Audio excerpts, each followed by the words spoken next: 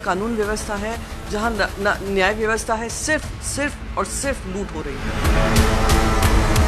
विपक्ष को आज के दिन राजनीति नहीं करनी चाहिए।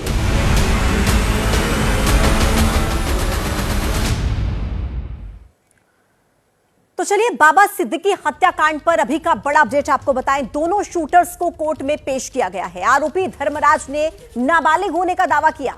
कोर्ट में आरोपी धर्मराज बोला कि मेरी उम्र 17 साल है। आधार कार्ड में धर्मराज की उम्र 19 साल है। हालांकि पुलिस ये दावा कर रही है, लेकिन धर्मराज की तरफ से यह कहा गया कि मैं नाबालिग हूं और मेरी उम्र 17 साल है। कोर्ट ने आरोपी धर्मराज का आधार कार्ड पेश करने को कहा है। तो देखिए बड़ी खबर इस वक्त की आप तक पहुंचा रहे हैं। दोनों शूटर्स जिन्हें पेश किया गया कोर्ट में, वहां पर एक आरोपी धर्मराज जो ये दावा कर रहा है कि वो नाबालिग है और उसकी उम्र 17 साल है। हालांकि पुलिस ये कह रही है कि धर्मराज की जो उम्र है वो आधार कार्ड में 19 साल है और अब कोर्ट ने आरोपी धर्मराज का आधार कार्ड पेश करने के लिए कहा है। ये इस वक्त का बड़ा अपडेट आप तक पहुंचा रहे हैं और इसी खबर पर ज्यादा जानकारी के साथ ग्राउंड से हमारे सहयोगी हमारे साथ जुड़ रहे हैं। सबसे पहले कृष्णा ठाकुर का रुख करते हुए, कृष्णा, कोर्ट में दोनों आरोपियों को पेश किया गया, कितने दिन की रिमांड पुलिस की तरफ से मांगी गई है और ये जो दावा धर्मराज की तरफ से अपनी एज को, अपनी उम्र को लेकर किया जा रहा है कि वो 17 साल का है, इसको लेकर कोर्ट का क्या कहना है? बिल्कुल पूजा, देखिए मैं इस वक्त मौजूद हूँ मुंबई के किला कोर्ट परिसर में और यहाँ पर भारी पुलिस डिप्लॉयमेंट है। अब से 40 मिनट पहले करीब दोनों आरोपियों को किला कोर्ट में पेश किया गया है, जिसके बाद जो है वो जिरह शुरू है। सबसे पहले मैं आपको इसमें 2-3 हाइलाइट्स बता दूं। पता ये चला है कि जो कश्यप है, धर्मराज कश्यप आरोपी, उसने ये दावा किया है कि वो नाबालिग है और उसने ये कहा कि उसकी उम्र जो है वो 17 साल है।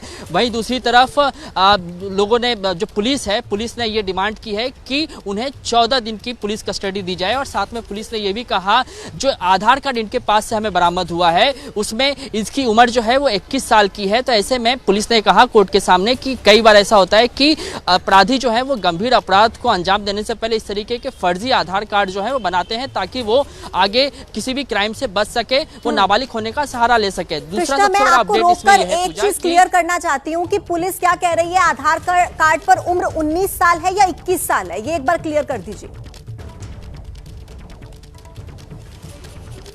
21 साल की उम्र बताई जा रही है और आरोपी जो दावा कर रहा है वो दावा ये कर रहा है कि उसकी उम्र 17 साल है। दूसरी सबसे बड़ी अपडेट यह है कि पुलिस के पास, आरोपियों के पास से पुलिस को जो है वो एक नहीं, दो नहीं, बल्कि 28 जिंदा कारतूस मिला है। तो पुलिस ये भी कह रही है कि इन सब चीज़ों की जांच करना जो है वो ज़रूरी है। पुलिस ने कोर्ट के सामने ये कहा है कि आरोपी के जो निशाने पर हैं सिर्फ बाबा सिद्दीकी ही थे या फिर कोई और अन्य व्यक्ति भी था। लगातार पुलिस ये कह रही है कि आरोपियों ने पुणे और मुंबई में रहकर रेकी की है। तो ये इस बात का पता लगाना जरूरी है कि इन्हें हथियार किसने मुहैया कराया, कितने रुपए में मुहैया कराया। तो इन सब बातों का जिक्र जो है पुलिस ने किया है और इनके जवाब ढूंढने की कोशिश अब पुलिस की तरफ से की जा रही है। आप रहिए मेरे साथ कृष्णा। बाबा सिद्दीकी के घर से नम्रता भी हमारे साथ कनेक्ट है, मृत्युंजय सिंह भी हमारे साथ जुड़े हुए हैं, दिल्ली से वरुण जैन भी हैं और बहराइच से विवेक राय भी हमारे साथ कनेक्टेड हैं। इन सबके पास में जाऊंगी एक एक करके, लेकिन उससे पहले एक और बड़ी खबर। बाबा सिद्दीकी हत्याकांड की जांच अब तेज हो गई है। उत्तर प्रदेश के बहराइच पहुंच गई है मुंबई पुलिस। आरोपी धर्मराज के घर पर मुंबई पुलिस पहुंची है। यूपी के बहराइच का रहने वाला बताया जा रहा है आरोपी धर्मराज, और इसके बारे में और क्या जानकारी मिल सकती है, पिछला रिकॉर्ड क्या रहा है, ये सब कुछ जानने के लिए जांच का दायरा आगे बढ़ चुका है। यूपी के बहराइच पहुंच गई है मुंबई पुलिस और ग्राउंड पर विवेक इस वक्त हमारे साथ कनेक्ट है। विवेक, बहराइच पहुंच गई है यूपी पुलिस और किस तरीके से अब आगे, मुंबई पुलिस माफ कीजिएगा, वहां पर पहुंच चुकी है और किस तरीके से अब जांच का दायरा आगे बढ़ा है, क्या पूछताछ वहां पर की जा रही है?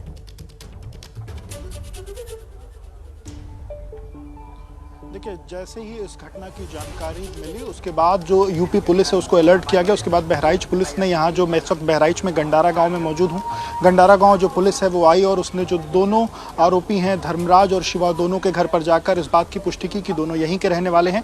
मैं इस वक्त यहाँ मैं धर्मराज के घर पर मौजूद हूँ। एक बार धर्मराज के घर की तस्वीरें आपको दिखा दूँ। ये धर्मराज का घर है और एक तरफ धर्मराज के माता पिता बैठे हैं और वहीं धर्मराज के दोस्त भी हैं। जो एक एज की बात कही जा रही है उस बारे में भी कुछ लोग अलग अलग दावे कर रहे हैं। माँ ने 10 से 15 साल की बात कही, उनके दोस्त ने 16-17 साल की बात कही है, पिता भी 16-17 साल की बात करें। उनके दोस्त से हम बातचीत भी करेंगे। क्या नाम है आपका? आकाश श्रीवास्तव। दोस्त हैं आप जी। क्या रहा आपका जो दोस्त है वो, क्या उसकी एज क्या है?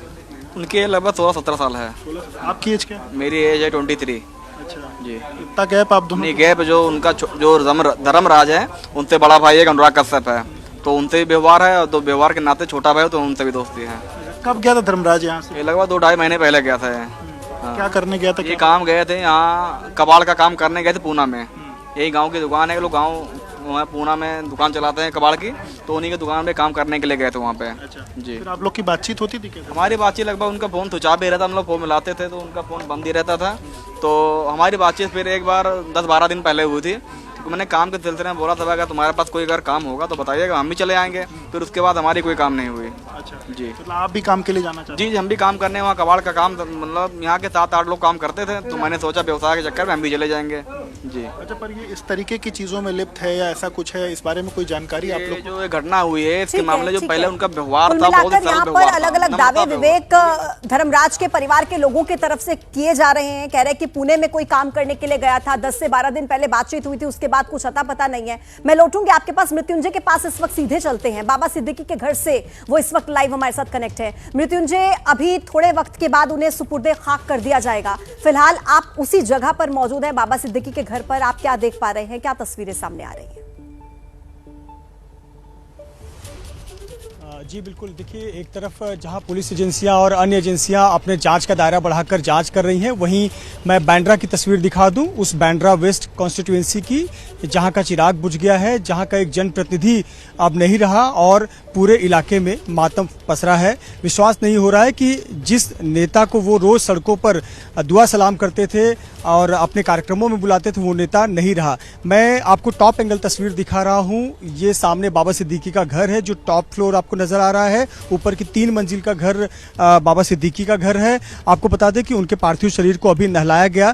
पूरी प्रक्रिया जो है अंतिम विधि की वो शुरू हो गई है। पार्थिव शरीर को नहलाने के बाद उस पर कफन पहनाया जाता है और उन्हें उस पार्थिव शरीर को तैयार किया जाता है, और फिर ताकि लोग अंतिम दर्शन कर सके। सबसे पहले परिवार के सदस्य अंतिम दर्शन करते हैं। आपको ये जो विंडो नजर आ रहा है, दरवाजा नजर आ रहा है, इसी कमरे में पार्थिव शरीर रखा गया है और यहाँ पर अंतिम दर्शन परिवार के सदस्य कर रहे हैं। और इसके बाद फिर बाकी के लोग जो भी उनके चाहने वाले हैं और आसपास के लोग हैं, वो लोग भी अंतिम दर्शन करेंगे। और साथ ही आपको नजर आ रहा होगा इसी छत के पिछले हिस्से में काले रंग का टेंट लगाया गया है।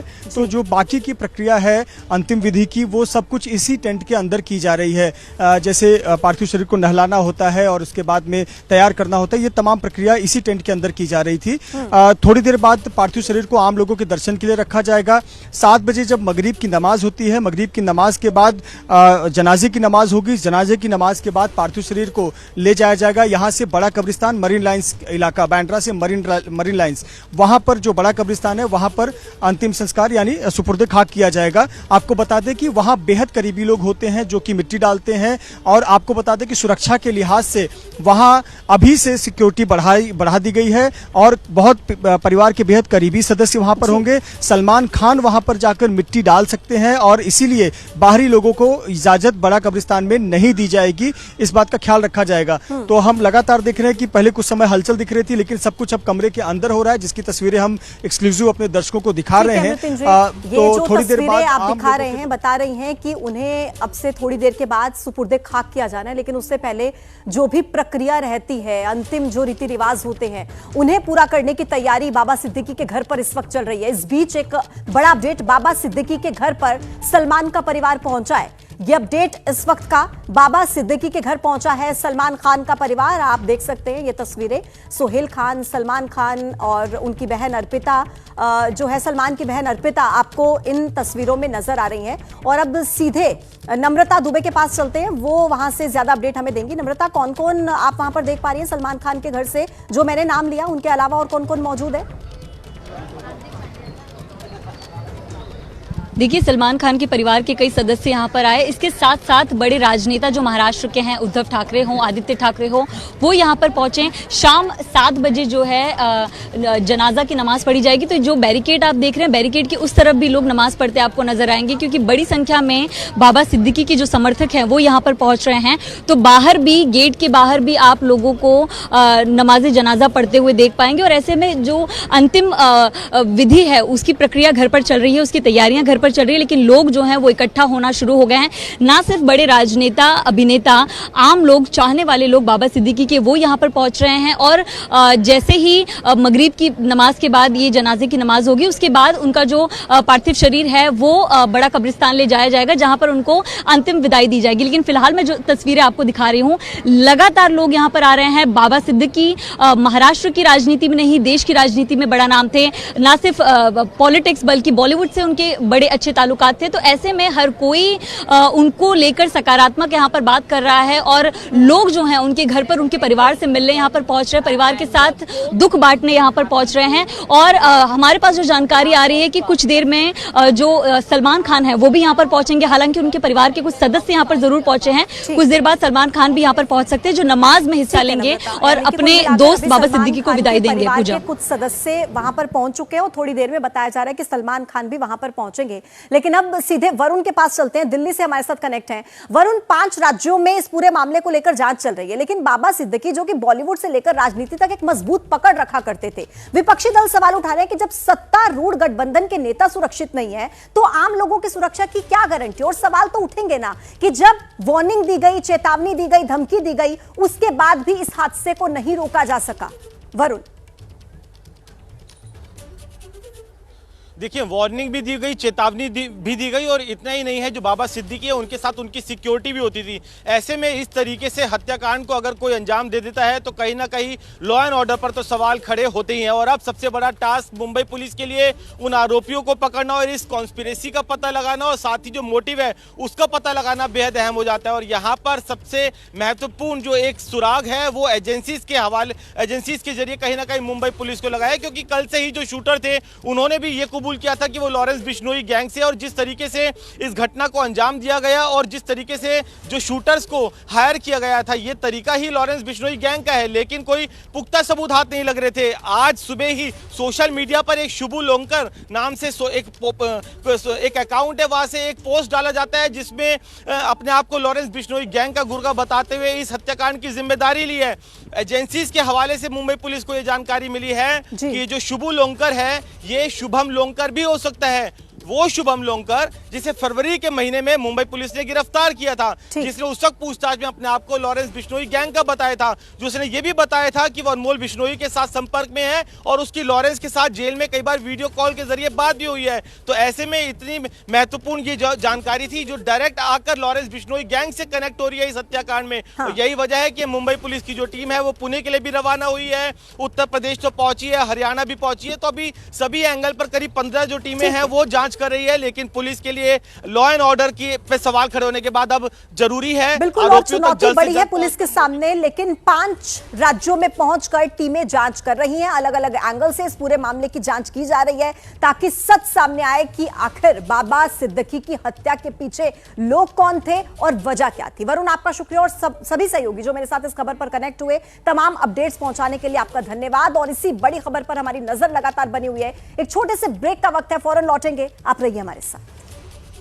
Chitra Tripathi, NS24 ABP। नमस्कार, मैं हूं चित्रा त्रिपाठी। हम आ चुके हैं सरयू घाट पर, हैदराबाद में, दिल्ली, प्रयागराज। सत्ता से सवाल हो या विपक्ष के मुद्दे, सबकी खबर लेती हैं, सबकी खबर रखती हैं। मंत्री पद की राजनीतिक रिपोर्टिंग में जिनका जोड़ नहीं, जिनकी एंकरिंग का कोई तोड़ नहीं, नजर जिसकी हर खबर पर। मैं चित्रा त्रिपाठी, अब से सिर्फ ABP न्यूज पर।